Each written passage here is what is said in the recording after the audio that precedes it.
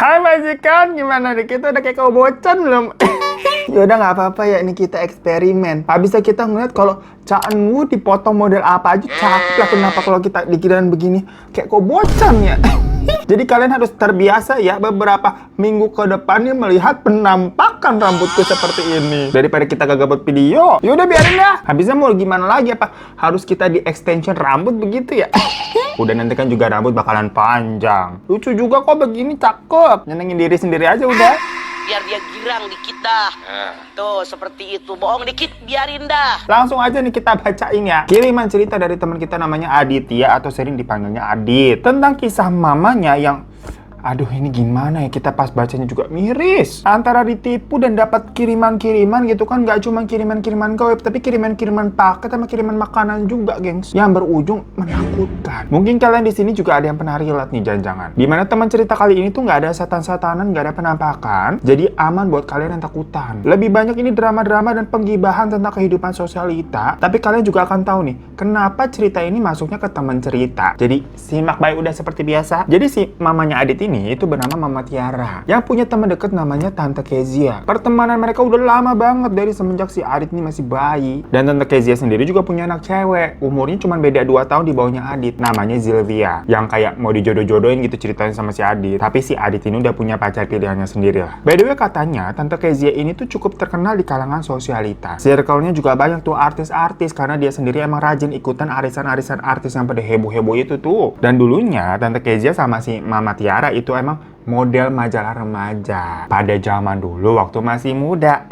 Mama Tiara sendiri itu juga akhirnya ikut tuh gabung-gabung ke beberapa arisan sosialita karena kan emang dekat sama Tante Kezia. Jadi ya dibawa istilahnya. Pokoknya image dari Tante Kezia itu kayak tante-tante mentor banget yang hidupnya sukses, punya suami pengusaha juga sukses kaya raya. Sedangkan kalau ayahnya Adit itu ya masih ada, namun memang sudah bercerai dan punya kehidupan sendiri lah. Jadi Adit itu punya kakak sama adik tiri katanya. Singkat cerita di bulan Februari 2021, tahu-tahu nih ada kabar kalau Tante Kezia katanya mau bundir dengan cara lompat dari balkon apartemennya di lantai 7 tuh daerah Kebun Kacang. Kabar itu tersebar tuh sampai ke Mama Tiara karena pada ngirim-ngirimin foto sama video di grup WhatsApp arisannya tuh. Dimana Tante Kezia lagi nemplok tuh di balkon dan banyak petugas damkar di bawahnya mencoba untuk menyelamatkannya. FYI aja Adit sama Mama Tiara ini tuh hidup berdua doang kan. Jadi mereka tuh deket banget. Apa-apa selalu diceritain tuh masing-masing udah kayak nggak ada rahasia lagi. Nah si Adit yang kenal sama Tante Kezia juga kan selalu kelihatannya happy-happy aja hidupnya jementer. Umur sekitar 47 udah mau 50 tahun tapi masih suka party. Loh tau-tau kok kayak mau loncat begitu kan ada apa? Pastinya kaget karena kan si Mama deket banget itu. Namun aksi tersebut berhasil dicegah sama damkar, di mana Tante Kezia tuh ditarik lagi ke dalam, yang mana videonya tuh sempat ramai tersebar. Apalagi di kalangan si Mama Tiara dan pertemanannya ya. Nah di grup WhatsApp tuh pada mulai nebak-nebak kalau si Tante Kezia kayaknya gara-gara ini deh, gosip-gosipnya emang suaminya selingkuh. Ya jadi ada urusan asmara rumah tangga begitu. Karena Tante Kezia sendiri beberapa minggu sebelum kejadian tersebut katanya memang suka update tuh status di Facebook sama kayak quote-quote di Instagram story-nya tuh galau-galau. Macam kayak mending sendiri daripada terjebak toxic relationship gitu cenah. Ya nggak heran kalau orang-orang jadi mikir, oh dia depresi perkara cinta tuh kayaknya tuh. Ditambah lagi kan tadi namanya orang-orang pada suka-suka gosip ya. Ada yang bilang juga katanya usaha suaminya tuh lagi bangkrut dan meninggalkan banyak hutang. Udah gitu selingkuh pula, jadi double-double masalahnya. Cuma ternyata gengs, Mama Tiara akhirnya bilang ke Adit sendiri nih, kalau dia sih tidak menyangka memang Tante Kezia tuh nekat melakukan hal seperti itu. Dimana terakhir Tante Kezia ini bilang ke Mama kalau memang benar usaha suaminya tuh lagi goyang. Dan Tante Kezia sempat meminjam uang ke Mama sebesar 800 juta. Duit itu gengs mainannya ya, kalau orang kaya mah banyak bener, bukan kayak cuman pinjem 100 ya kagak main, 800 juta. Duit receh kayak gini, saya nggak perlu. Astagfirullahaladzim. Ini bisa beli apaan? Hah? Malah awalnya sebenarnya mau minjemnya 1 M, tapi Mama bilang beneran gak ada uang kayak segitu, kecuali harus jual-jual mobil, jual barang gitu kan, cairin deposito, nggak ada. Adanya bisa langsung cair gitu ya si 800 juta di tabungannya. Ya Mama mikirnya kan udah kenal tuh sama Tante Kezia, udah lama dari A sampai Z semuanya tahu lah. Jadi sama Mama dipinjemin aja. Yang kalau ya amit-amit ada apa-apa gitu ya, Tante Kezia kan juga asetnya macam-macam, bisa dijual-jualin. Tas kremesnya aja tuh sama berlian kan banyak koleksinya lah, 800 juta menutup. YouTube. Karena memang usaha sampingan dari Tante Kezia ini tuh kayak jual beli perhiasan, kayak berlian gitu sama tas branded. Makanya kan circle-nya ibu-ibu kaya raya itu. Namun dari gosip-gosipan tadi, karena video Tante Kezia mau lompat itu tersebar, tahu-tahu banyak orang nih yang mulai pada speak up satu persatu. Dimana orang-orang pada bilang si Tante Kezia ini ternyata adalah Tuti, alias tukang tipu. Jadi bukan namanya Tuti ya. Apa kabar dunia tipu-tipu? Yang ternyata Tante Kezia ini tuh udah minjem ke beberapa orang, jadi nggak cuma ke mama doang. Dan minjemnya juga besar-besar, ada yang 100 juta, ada yang 350 juta, katanya ada yang 200 juta. Pokoknya nominal yang paling kecil dia minjem aja tuh 50 juta. Sampai di sini pertanyaan kita cuma satu, boleh nggak kita gabung ke circle pertemanannya itu? Minjem uang kok gede-gede banget ya? Kita aja kadang mau minjem 100 gitu buat beli pulsa, langsung diblok. Gak ada duit. Baru dikasih bulan lalu minta lagi.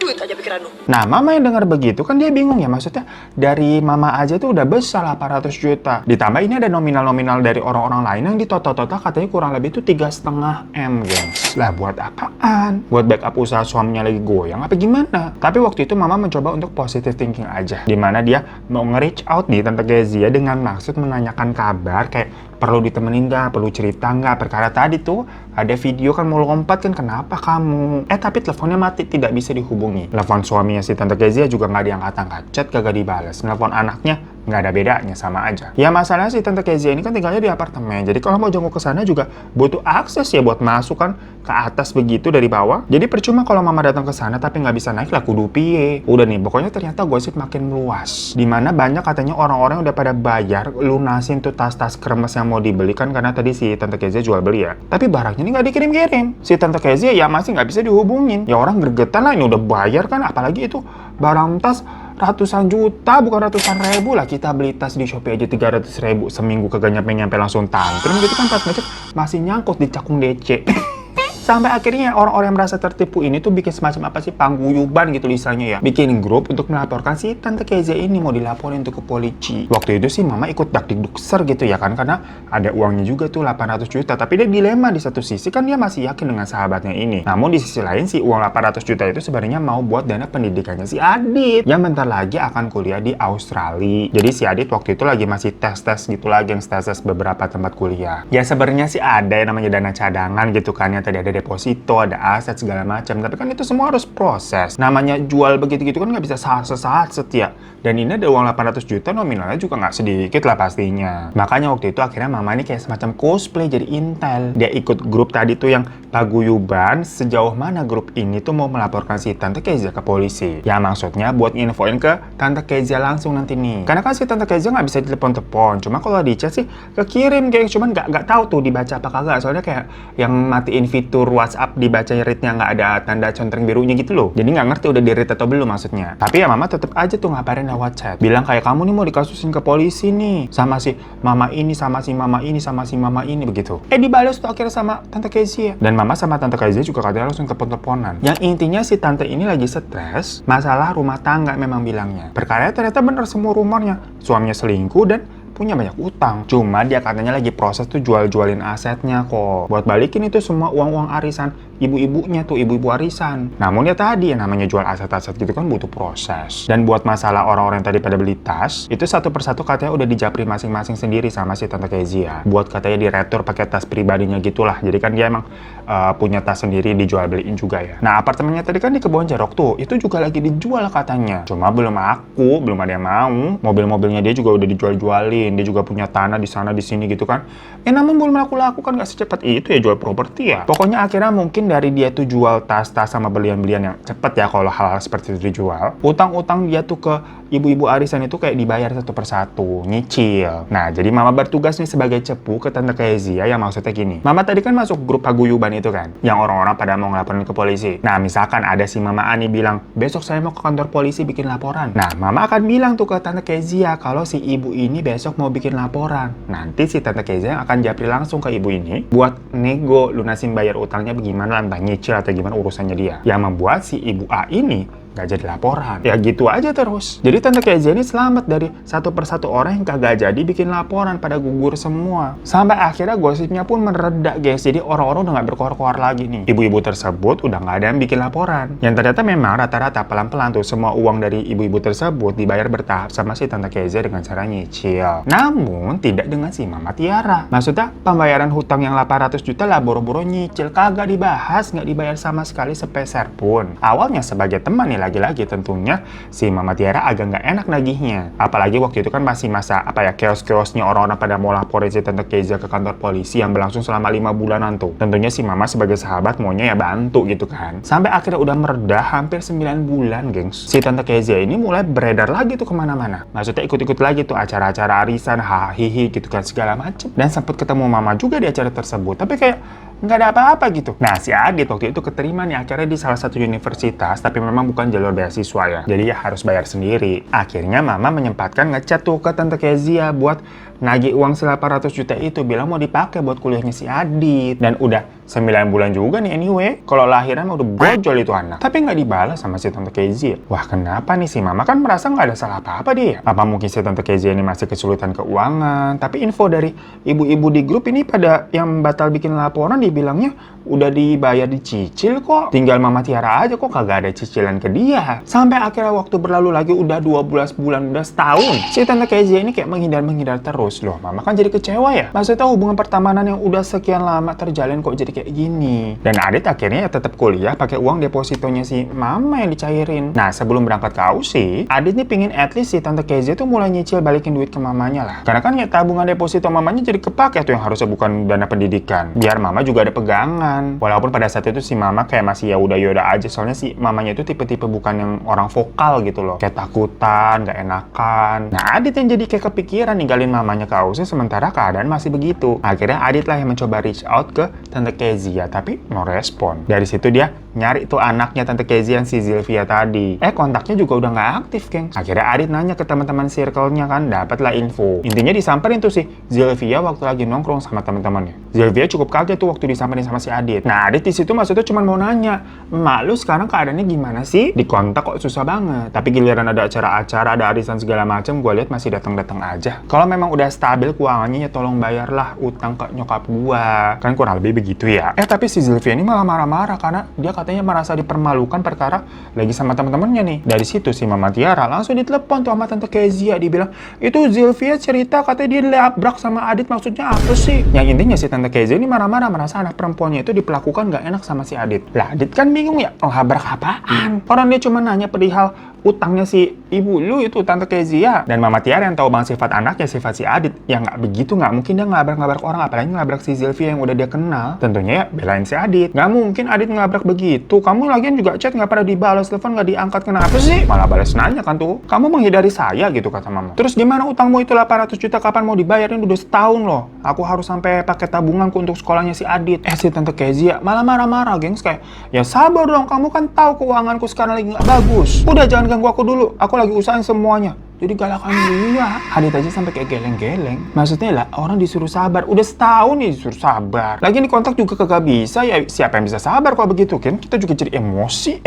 Jadinya berantem tuh si Mama sama Tante Kezia perkara utang. Namun kan si Adit tetap harus udah pergi ke Aussie yang ngurusin dokumen segala macam sama survei apartemen buat tinggal di sana gitu-gitu. Pergilah dia ninggalin si Mama tuh. Ya harusnya rencana awalnya mamanya mah ikut gitu kan, tapi kan karena keadaannya begini biar hemat budget jadi nggak ikut. Perkara utangnya nggak dibayar-bayarin jadi kesian tuh si Mama. Untungnya ya Adit kan anak cowok ya, jadi harus bisa mandiri. Malah dia yang kepikiran sama si Mama karena si Mama Tiara ini sifatnya katanya manja banget, gengs. Apa-apa Adit kemana-mana nyetirin tuh Adit. Makanya si Adit tuh sampai bisa kenal teman-temannya si Mama. Nah sekarang ditinggal begini yang kepikiran malah si Adit. Karena balik lagi niatan awalnya si mamanya tuh mau ngintilin si Adit beberapa bulan gitu di Aussie. Cuma jadi berantakan nih semua rencananya. Nah waktu udah sampai di Aussie nih, si Adit nih dapat curhatan tuh, ditelepon sama si mamanya. Katanya si Mama tuh dikeluarin dari geng arisan. Soalnya dituduh katanya si Mama itu janda gatel, suka godain laki orang, gold digger, pokoknya yang aneh-aneh gitu loh rumornya. Yang ternyata memang katanya itu ulahnya si Tante Kezia. Mama ditelepon sampai nangis-nangis kayak, "Kok jahat banget ya," dia bilang begitu. Si Adit yang waktu itu dengarnya kayak, "Aduh ini perkumpulan ibu-ibu kok udah pada tua-tua tapi kayak anak-anak geng SMA." Ternyata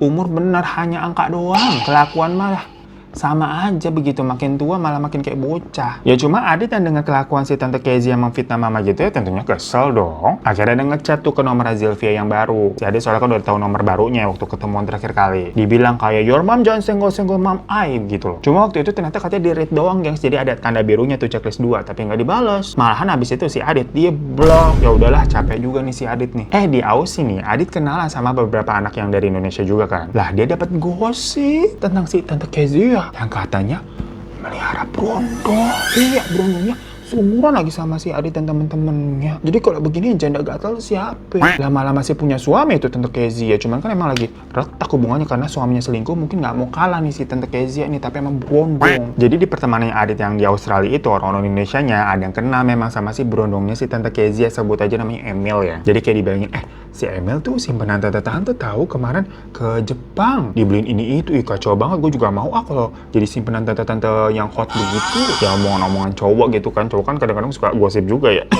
Daripada nanya emang gimana tuh tante-tantenya, se-hot apa gitu kan. Pas diliatin, lah kata si Adit, ini mah Tante Kezia, seriusan lo? Iya bener katanya gitu. Dalam hatinya si Adit, wah asem juga nih si Tante Kezia. Ternyata bayarin berondong ke Jepang, belanjain segala macam, sementara uang ke mama nih utangnya nggak dibayar-bayar, malah marah-marah. Ya udah nih, waktu terus berjalan. Yang mana di Aussie itu kata si Adit namanya sewa apartemen harus dibayarnya per 2 minggu gengs. Jadi bukan bayar bulanan gitu, 2 minggu bayar, nanti 2 minggu bayar gitu, dan mahal bayarannya. Nah si Adit katanya waktu itu juga sampai mau kerja part time, ya buat tambahan gitu kan, tapi dia masih belum bisa lah karena awal-awal kuliah, belum bisa bagi waktu dan belum ngerti celahnya. Sementara si mama tuh sampai jual mobil. Jadi di rumah kan ada 2 mobil, mobilnya Adit sama mobilnya mama. Nah mama itu kan nggak bisa nyetir kemana-mana ya, selalu disetirin sama Adit gitu, nggak punya supir juga. Jadi daripada nggak dipakai selama Adit di Aussie, ya udah dijual aja tuh satu buat biaya di sana juga. Adit sendiri maksudnya awalnya nggak tahu nih keuangan mamanya sebenarnya gimana. Dikiranya kan semua aman-aman aja. Maksudnya kalau emang nggak aman ya udah nggak usah kuliah di luar juga. Ya mungkin memang soalnya dulu si papa sama mamanya Adit itu lulusan luar negeri. Ketemunya mereka waktu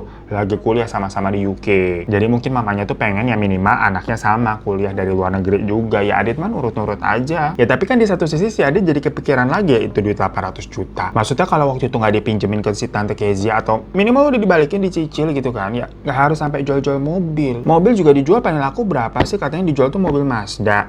Setinggi-tingginya paling dijual laku berapa? 300 juta gitu. Ya tetap jauh sama 800 juta. Makanya si Adit mencoba untuk ngontak lagi tuh. Tapi sama si Zilvia udah diblok. Sama si Tante Kezia juga nggak pada dibalas. Akhirnya si Adit nanya nih nomornya si Emil tuh, berondongnya si Tante Kezia ke teman yang kenal. Dapet, diangkat teleponnya sama si Emil. Ya intinya Adit ngomong ke Emil, tolong sampein tuh ke Tante Kezia, chat sama telepon gue dibalas. Udah gitu doang. Nggak lama si Tante Kezia langsung telepon si Adit. Marah-marah katanya bilang, ngapain kamu maksudnya neror-neror saya? Lah neror bagaimana? Bisa kan selama ini nggak pada digubris yang nggak dibalas-balas. Ya pokoknya si Adit bilang ya udah lu bayar utang lah. Belanjain berondong bisa, bayar utang seret. Pokoknya si Tante Kezia tetap marah-marah tuh. Tapi ya si Adit bodo amat. Cuman ada kata-kata dari Tante Kezia yang terkesan mengancam nih menurut si Adit. Jadi si Tante itu tuh ngomong, kamu jangan neror-neror saya lagi ya, atau mama kamu yang akan saya teror balik. Ya Adit kepancing lah emosinya denger begitu karena si Tante ya. Dibalas lagi tuh sama si Adit. Kalau Tante sampai bulan depan gak ada itikat baik untuk mengembalikan hutang, entah mau dicicil atau gimana terserah deh. Hidup Tante akan terus-terusan saya teror keluarga. Adit kan ngerasa enak aja lu jadi ngancem-ngancem orang yang lu bermasalah. Gila kali ya. Nah jujur katanya mulai di titik itu Adit tuh merasa kayak berubah menjadi seseorang yang bukan dirinya. Dia kayak jadi ngurusin hidup orang lain banget sampai nge-stalking tuh keluarganya Tante Kezia. Padahal basicnya sebelum-sebelumnya dia mah kagak pernah peduli sama kehidupan orang. Main Instagram aja juga enggak, cuman bikin akun doang seperlunya gitu loh. Jadi akhirnya dia sampai bikin akun bodoh gitu kan, second account, buat ngeliatin tuh si Tante Kezia lagi ngapain, lagi arisan atau lagi holiday, beli barang baru atau gimana. Anaknya juga tuh si Zilvia yang dikit-dikit di Bali gitu, party terus-terusan sama teman-temannya. Ya kan kalau dilihat begini ada duit mereka, tapi kok begini kelakuannya nggak mau bayar utang. Dan si Adit dengan second account kan jadi kayak anonim gitu ya, yang macam stranger lah. Neror si Zilvia tuh via DM Instagram bilang, nyokap lu nih main berondong, punya utang di mana-mana gitu ya, pokoknya dibeberin segala macam. Tapi entah kenapa si Zilvia ini kayak tahu ini tuh si Adit yang pakai akun bodong, kayak gue tahu siapa lo digituin. Nah dari situ si mama nih bilang katanya dia tahu-tahu terus-terusan dapat kiriman, bukan kiriman gaib tapi gengs, melainkan kiriman paket sama makanan. Cuma aneh banget. Jadi awal-awal katanya si mama nih dapat kiriman paket dari ya salah satu e-commerce, kalian tahu lah yang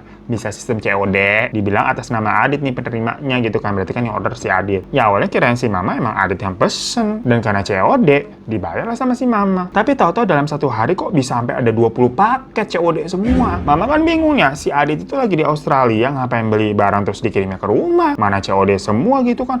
Mahal-mahal ada 200.000 sampai 800.000 tuh barang-barangnya. Ya cuma memang dasar si mama yang polos ya, gaptek segala macam. Dia juga selalu manjain Adit sih. Maksudnya Adit minta apa gitu juga selalu akan dikasih sama si mama. Ya buat Adit sendiri memang sosok mamanya itu beberapa ya paling the best lah buat dia. Tapi karena sepolos itu, dia bayar semua itu paket sama si mama. Baru habis itu dia telepon Adit nih. Adit, ini paket-paket kamu banyak banget kok, nggak bilang-bilang dulu. Untung mama di rumah ini COD semua. Ini mau dipaketin ke sana apa gimana? Ya Adit kan bingung kan. Hah? Paket apaan? Adit nggak beli apa-apaan kok, Ma. Akhirnya sama mamanya ya dibukain satu-satu. Ya udah dibayar juga. Adit kan bilang, udah coba buka aja tuh apaan isinya. Aneh-aneh banget, gengs. Isinya kayak ada rokok sampai 2 selop. Terus kayak peralatan rumah tangga gitu macam-macam. Ada baygon berkaleng-kaleng sampai 300.000. Nggak jelas banget. Ada juga alat apa sih, mesin-mesin motor yang kayak buat di modif-modif gitu. Yang Adit aja kagak punya motor. Lah siapa yang ngirim barang iseng banget begini kan ya? Si Adit bilang, udah besok-besok jangan diterima lagi lah kalau ada paket-paket gitu. Itu namanya orang ngerjain. Ya tapi kan si mamanya nggak ngerti ya. Bener aja besoknya ada lagi, tapi bukan paket yang datang, gengs. Melainkan makanan dari ojol ngirimin makanan. Dibilangnya Adit yang pesen. Tahu-tahu ada pizza gitu kan 6 dus. Ada martabak, sate, apalah. Dan semuanya harus dibayar cash. Ya jadi maksudnya belum dibayar nih kayak macam COD. Lagi-lagi si mama langsung telepon Adit kan. Untungnya bedanya di Jakarta sama Aussie cuma 3 jam ya. Jadi waktu itu siang-siang jam 12-an ojolnya datang ya si Adit masih melek gitu, masih di kampus. Adit langsung bilang, ya udah ditolak aja, nggak usah diterima, itu orang iseng lagi tuh. Adit nggak pesen apa-apa soalnya, apalagi sebanyak itu nggak mungkin lah. Tapi si mama bilang, aduh nggak tega tuh abang-abang ojolnya kebingungan katanya gitu. Soalnya bayarnya ditalangin dulu pakai duit mereka gitu kan ke restonya satu-satu. Akhirnya sama mama ya dibayar lagi tuh satu-satu. Tapi sampai sore nggak berhenti-berhenti datang, gengs. Lagi-lagi mama sampai nangis karena kebingungan nih. Ojolnya kok nggak berhenti-berhenti datang nih, makanan sebanyak ini mau diapain, dikasih kemana juga gitu kan, capek ngurusinnya. Adit juga akhirnya udah berusaha tuh lapor ke pihak ojolnya, tapi ya diproses tuh baru sekitar malamnya berhenti, nggak ada lagi tuh ojol yang datang. Katanya alamat rumahnya dia tuh diblokir sama pihak si ojolnya. Jadi kalau ada orderan ngirim ke alamatnya dia tuh otomatis nggak bisa. Ya mama kan nangis-nangis ke Adit gitu kan, curhat, ini siapa sih yang ngerjain begini, jahat banget. Waktu itu entah kenapa si Adit kepikirannya si Tante Kezia, abis siapa lagi? Tapi kok buat apa ini nerornya kok kayak macam anak-anak gitu loh ya, buat peringatan maksudnya. Kalau Adit tadi di rumah yang dari awal pakai COD mah udah ditolak-tolakin sama dia. Ya karena mama orangnya nggak tega aja dia semuanya dibayarin. Yang pakai COD pertama itu sampai 4 juta, gengs. Terus yang makanan hari kedua tuh 3 jutaan. Ya kan jahat banget ya. Merasa hal ini nggak bisa dibiarin gitu kan. Dan kebetulan ada tanggal merah. Jadi Jumatnya tuh tanggal merah. Jadi si Adit tuh bisa ke Indonesia lah 3 hari. Dia akhirnya sampai minjem duit ke temennya buat beli tiket pulang. Karena nggak mau minta uang ke si mama. Namun karena si Adit nggak mau jadi kayak Tante Kezia nanti kagak bisa balikin duit gitu ya. Adit sampai ngasih jamnya dia tuh hadiah ulang tahun dari bapaknya dulu. Ya maksudnya nanti kalau Adit nggak mampu bayar ya udah nih, utangnya jadiin jam aja gitu buat lu. Pulang akhirnya pokoknya si Adit tuh. Ya mama tahu-tahu kaget lah si Adit pulang. Ya tujuan Adit pulang itu lagi-lagi mau nyariin Tante Kezia nih yang susah banget ditemuinya, kayak belut tuh orang. Sedangkan si Zilvia lagi dibalik tuh dari postingan update-nya. Ada teman-temannya Adit nih yang ngabarin karena tahu si Adit lagi di Jakarta. Dibilang ini nih, kita lagi mau ngumpul sama si Emil di sebuah nightclub gitu lah. Ini mumpung ada Emilnya nih, kalau lu mau tanya-tanya tentang si Tante Kezia tuh. Intinya teman-teman ini mau bantuin Adit. Singkatnya lagi mereka ketemuan lah. Dan si Emil chill aja tuh ketemu si Adit, nggak kenapa-napa. Ya namun mungkin posisinya waktu itu si Emil juga lagi mabuk parah katanya, gengs. Nah Adit lagi jujur nih, makanya dia bilang karena kejadian ini tuh dia jadi kayak keluar batasan. Dan bingung juga kenapa dia bisa begitu. Karena akhirnya si Adit tuh nyuri handphonenya si Emil. Bukan buat dijual, tapi buat kayak nyari bukti-bukti atau ya memang jahatnya mau semacam kayak blackmail ke pihak Tante Kezia gitu loh. Cuma kan handphonenya itu kan iPhone ya, susah diretas ya. Jadi si Aditnya kayak ada cosplay jadi James Bond juga. Di tengah rame orang pada huru-hara mabuk gitu kan nggak kontrol. Adit sempet kayak ngambil tangannya Emil buat Touch ID fingerprint, kebuka. Dia langsung lari ke kamar mandi dan bukain semua cecetan sampai galeri foto segala macam-macam diliatin sama dia. Dan ternyata benar tuh ada foto-foto sampai video shoot antara si Emil dan si Tante Kezia. Langsung ditransfer gitu kan sama si Adit. Nah tapi karena dia masih mau nyari bukti-bukti lainnya, si Adit nggak langsung balikin itu handphone. Jadi dia langsung pergi pulang tanpa ngelock itu handphonenya, jadi bisa tetap kebuka terus gitu buat di scroll-scroll. Intinya pokoknya si Adit mengakui dia nyuri handphone orang lah. Nah abis itu dia juga bingung nih cara balikinnya gimana. akhirnya itu handphone setelah udah dapat semuanya dia butuhkan, dibuang. Karena waktu itu takutnya si Emil kalau nyari pakai Find My iPhone gitu kan ketahuan. Ya Adit juga pikirannya lagi kusut gitu, jadi biar gampang udahlah dibuang aja. Namun setelah itu si Adit ini kan harus siap-siap balik ke Aussie ya, dia cuma 3 hari di Jakarta. Pokoknya dia bilang ke mamanya kalau ada paket-paket lain udah nggak usah diterima lagi. Adit juga bilang kalau di Aussie dia bakal kerja part-time kok. Jadi memang nggak usah terlalu pusing buat biaya hidupnya Adit di sana. Jadi cukup buat ya mikirin uang kuliah semesteran aja lah. Namun entah kenapa pada saat itu si mamanya kayak nggak mau ditinggal gitu gengs katanya. Kayak ngajakin ke mall, nonton, pokoknya kayak nempel terus tuh. Ya Adit awalnya mikir memang mungkin karena mamanya kan manja basicnya. Dan terakhir kan si mama curhat katanya di-kick dari yang arisan. Jadi kayak mungkin nggak punya teman. Jadi sisa 1 hari Adit di Jakarta tuh full nemenin mamanya. Sampai ke bandara si mamanya maksa ikut. Jadi naik taksi ke sana terus pulangnya mamanya naik taksi lagi pulang segitunya gengs kayak nggak mau lepas. Udah nih si Adit balik ke Aussie dan mulai melakukan blackmailnya tuh ke Tante Kezia. Yang intinya kalau duit lo utang nggak dibayar-bayar nih bakal disebar tuh video-videonya. Tentunya si tantenya marah dan langsung mau ngancam si Adit gitu kan, mau dilaporin ke polisi. Jujur waktu itu si Adit juga agak ragu-ragu gitu, dia bukan ada mau niat mau nyebarin, macam kayak gertak sambal aja gitu. Dia udah beneran nih punya barang bukti kan, diliatin ke Tante Kezia gitu, maksudnya biar takut. Seminggu setelah tadi si Adit ngancam seperti itu, tahu-tahu si mama telepon bilang katanya kangen. Kayak Adit kapan pulang, mama lagi di rumah sakit nih, mama dirawat. Lah, sakit apaan mah? Ya terakhir kemarin baru semingguan baik-baik aja. Kaget kan si Adit tahu-tahu mamanya katanya dirawat di rumah sakit. Terus siapa yang nemenin? Nggak ada kata si mama. Mama bilang katanya perutnya sakit banget nih sampai nggak bisa jalan ke rumah sakit aja. Tadi naik taksi sendirian nih, pala mama juga cenut-cenut. Hasil labnya belum keluar, katanya besok baru kelihatan. Ya akhirnya si Adit menyuruh mamanya buat telepon kakak-kakaknya tuh. Jadi mama itu 5 bersaudara, anak terakhir. 2 kakaknya ada di Jakarta, 2-nya lagi ada 1 di Medan sama di Singapura. Ya maksudnya kan karena si mama nggak ada yang nemenin, ya minta temenin kakak-kakaknya atau saudara atau keponakan siapa kek, tapi mama tuh bilang aduh nggak enak ah. Ya udah si Adit mikirnya kan lah paling mamanya sakit apaan, lagi kepikiran atau stres dengan keadaan belakangan ini kali. Besoknya mama telepon lagi nangis-nangis karena katanya dia dinyatakan menderita penyakit tumor usus gengs. Astaga, si Adit langsung lemes lah sejadi-jadinya dengar seperti itu. Kok tiba-tiba begini? Sebelumnya nggak ada tanda-tanda mamanya sakit apa? Mamanya nggak bilang, dirasain sendiri gitu ya. Tapi gaya hidup mamanya tuh bisa dikatakan sehat katanya gengs. Mamanya juga aktif berolahraga segala macem. Bener-bener apa ya, ibu-ibu yang jaga penampilan kan soalnya. Dikatakan pokoknya pada saat itu si mama ini harus melakukan operasi pengangkatan tumor. Makanya akhirnya ya udahlah Adit pulang tuh buat nemenin si mama Tiara. Yang sebelum pulang si Adit tentunya juga ngabarin tuh kakaknya mama buat minta tolong temenin mama dulu tuh di rumah sakit sebelum Adit bisa balik. Ya kakak-kakaknya dengerin begitu pada langsung kaget juga. Bahkan dari Medan tuh sampai mau ke Jakarta gengs. Singkat cerita ya udah Adit pulang nih ke Indonesia. Yang pokoknya hidupnya jadi beribet banget semenjak ada masalah hutang-hutangan si Tante Kezia ini nih. Nah pas di rumah sakit, salah satu kakaknya mama nih, ada namanya Om Dirga, itu bilang ya kalau dia sendiri tuh nggak percaya mama tiba-tiba sakit seperti itu dengan dilihat nih gaya hidupnya mamanya sehat. Namun ya sebagian keluarga juga kayak ada masa berpikiran kalau semuanya mungkin aja namanya penyakit kan suka tiba-tiba datang. Orang yang sehat atau tiba-tiba drop gitu kan karena penyakit tertentu ya banyak case-nya seperti itu. Namun tetap aja nih Om Dirga merasa melihatnya ini ada yang janggal dengan si mama. Apalagi si mama katanya bilang palanya itu kalau malam kayak ada nusuk-nusuk sampai dadanya sesak. Matanya mama juga merah kayak orang iritasi gitu gengs, merah. Akhirnya dipanggilin tuh temennya Om Dirga yang memang kayak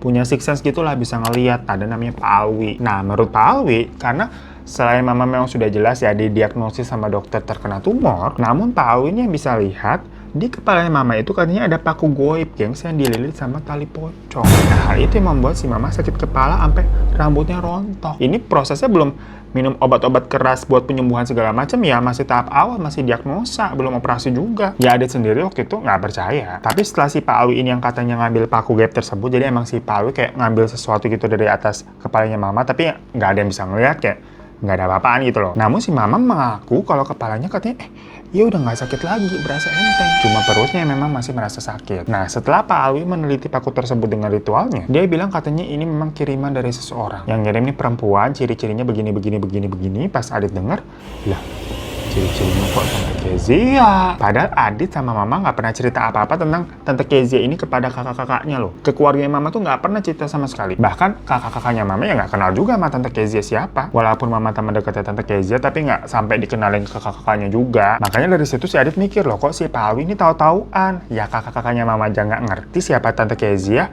kondisi Pak Alwi yang jauh banget gitu ya, sampai bisa tahu. Nah Pak Alwi bilang kalau kiriman paku dengan tali pocong itu sebenarnya ditunjukkan buat si Adit. Tapi karena Adit waktu itu posisinya kan masih ada di Aussie, jadi nggak nyampe, nggak bisa, akhirnya nyerang ke Tiara. Waktu itu Adit sama beberapa keluarga yang lainnya masih ragu-ragu, setengah percaya setengah enggak. Soalnya seumur-umur di keluarga nggak pernah ada kejadian-kejadian aneh macam begini. Dan di sisi lain, balik lagi, secara medis kan memang didiagnosa ya bener nih ada tumor usus. Bukannya kayak penyakit nggak bisa dideteksi secara medis, nggak kelihatan gitu loh. Tapi Pak Alwi akhirnya juga membuktikan lagi. Jadi dia pegang tuh paku gaib tersebut yang kalau orang mah ngelihat apa-apa jadi kayak cuma gini doang, megang apaan lu? Makanya kan susah percaya wajar. Nah, paku itu didekatkan ke atas kepalanya si Adit. Seketika itu juga si Adit nggak tahu kenapa merasakan sensasi kepala yang sakit banget. Macam kayak ada staples gede katanya Van dijebret-jebratin gitu kepala. Jadi antara nyeri, sakit, aduh pokoknya sampai meringis si Adit sampai jongkok nggak kuat. Pak Alwi bilang kalau paku ini tuh nggak bisa dibuang. Tapi untuk menghancurkannya Pak Alwi juga nggak bisa. Karena kekuatannya nggak sampai sebesar itu sampai bisa menghancurkan benda ini. Dia hanya bisa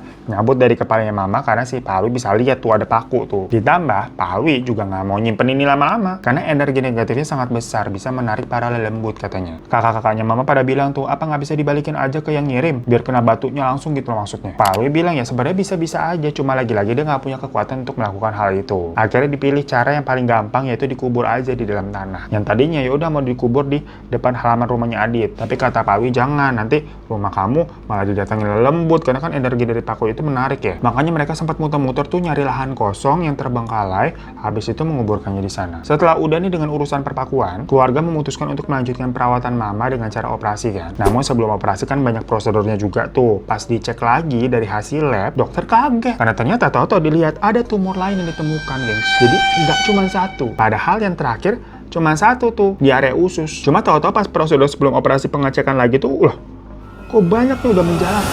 Sampai dokter minta buat cek sekali lagi deh, ini salah apa gimana sih hasilnya? Lah dokter sendiri aja sampai bingung dan bilang ini suatu hal yang sangat aneh selama dia nanganin pasien. Dicek tuh akhirnya ketiga kalinya, gengs. Yang sama ternyata udah bener, udah menjalar. Tapi ini secara tiba-tiba hanya dalam beberapa malam. Yang melihat hasil yang terakhir itu si dokter bilang kalau ini mau tetap dilakukan operasi, resikonya tinggi. Ada kemungkinannya gagal karena presentasi keberhasilannya dengan keadaan seperti ini malah rendah. Jadinya pilihannya tetap nekat di operasi yang kalau gagal ya Mama bisa meninggal seketika itu juga, atau ya udah terima aja.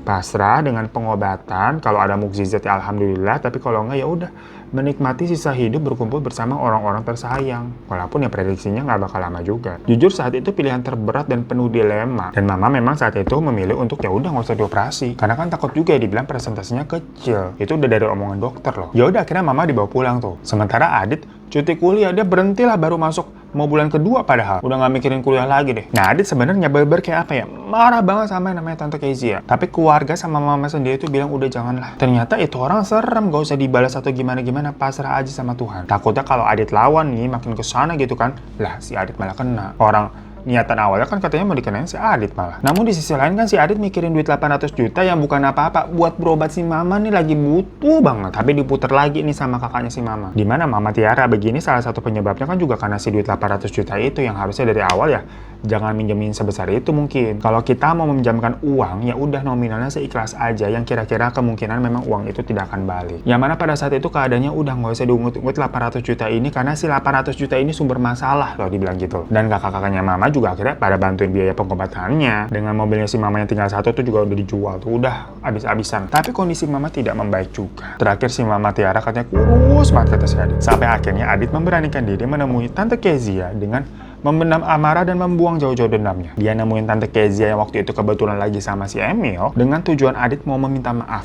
terutama ke Emil nih pertama karena udah ngambil handphonenya yang intinya dia mengakui kalau dia ngambil dan bilang ke Tante Kezia kalau semuanya foto-foto, video segala macam udah dihapus. Tapi yang diperoleh sama Adit di situ adalah dipukulin sama si Emil sampai membeli. Tapi Adit diam aja nggak ngelawan. Dan si Tante Kezia bilang kayak gini, coba dari awal kamu nggak so jagoan dan berulah. Mama kamu nggak akan saya buat kayak sekarang. Entah apa maksudnya dengan kata-kata Tante Kezia itu. Yang jelas waktu itu memang si Adit udah setengah sadar karena kan babak belur. Pulang-pulang si Mama Tiara nangis lah ngeliat si Adit bonyok. Tapi dari situ ya udah, Adit merasa udah nggak punya beban, dia sudah mengakui kesalahannya. Dan sekarang segala kesalahan adanya di Tante Kezia. Biar Tuhan aja yang akan membalasnya. Jadi si Adit tuh mikirnya yang penting dia bersihin diri dia dulu, ngakuin dan minta maaf. Yang penting dia bukan menjadi orang yang punya salah atau menjadi orang yang si jahatnya lah. Abis itu udah pasrah aja sama Tuhan. Sampai akhirnya Mama nih drop dan dilarikan ke rumah sakit. Dari situ kondisinya udah kritis. Dan akhirnya ya Mama meninggal dunia waktu di sana di rumah sakit. 7 bulan dari meninggalnya Mama, Tante Kezia ini tuh dipenjara karena orang-orang yang uangnya belum dilunasin ya akhirnya pada lapor. Jadi yang kemarin-kemarin kan masih dicicil-cicil tuh, tapi ternyata nyicilnya dikit-dikit banget dan lama-lama seret nggak dibayar-bayar lagi. Ya mungkin akhirnya pada geram, udah dilaporin atas tuduhan penipuan dan penggelapan uang. Ya tadinya Adit udah nggak mau peduli ya sama si Tante Kezia. Mau dibilang itu karma atau gimana ya udah Mama juga udah nggak ada. Tapi ternyata ada beberapa ibu-ibu arisan yang bernasib sama dengan Mama. Jadi ada 2 orang gengs yang anehnya nih ya, sama-sama didiagnosa kena tumor usus.